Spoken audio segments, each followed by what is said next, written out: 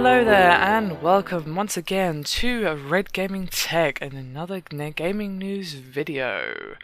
Today is the 18th of May and I have yet more news for you on Metal Gear Solid Legacy Collection. Obviously this has been officially confirmed for a little while now. I believe we covered this with a video about a month ago maybe, roughly. But we now have an official US release date as well as a price. Unfortunately, there is no news on price or release date for those of us in the EU or the UK, which is a little bit annoying. I do wonder if we're actually going to see it this year. Obviously it will be released in the EU and the UK, but we've not got any confirmation on a release date. Usually we'll get it a few days after or sometimes even before the US, but there's no confirmation either way.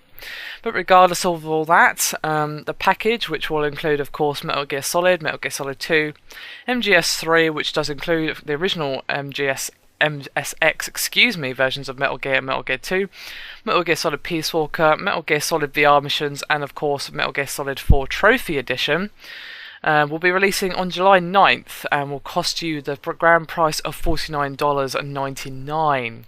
And some further little tidbit of information is MGS2, 3 and Peace Walker will all come in their HD edition forms, and the collection will also include 2 Ashley Wood digital graphic novels released outside of Japan for the first time, so that's a nice little bonus there for you guys. And of course the Legacy Collection is a PS3 only release. Hideo Kojima said that the collection was too large for an Xbox version to be made, and of course blames the low capacity of Xbox 360's discs relative to the Blu-rays used on a PS4, and in particular the large storage required for MGS4. So it's a shame that Xbox users aren't going to get to play this particular version of the game. I had hoped that they would release an Xbox 360 version, simply because, well, some people who can't afford both consoles may wish to relive the classic Metal Gear games, or even actually get their hands on a full collection for their chosen console, but sadly not.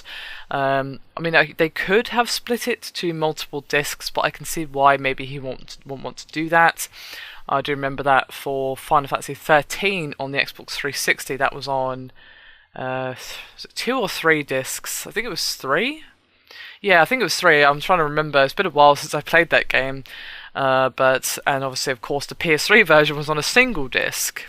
So yeah, and that was quite amusing actually, because it was the first time in many years that I'd had to deal with multiple discs. I think the last time I had to do that was with Final Fantasy 9.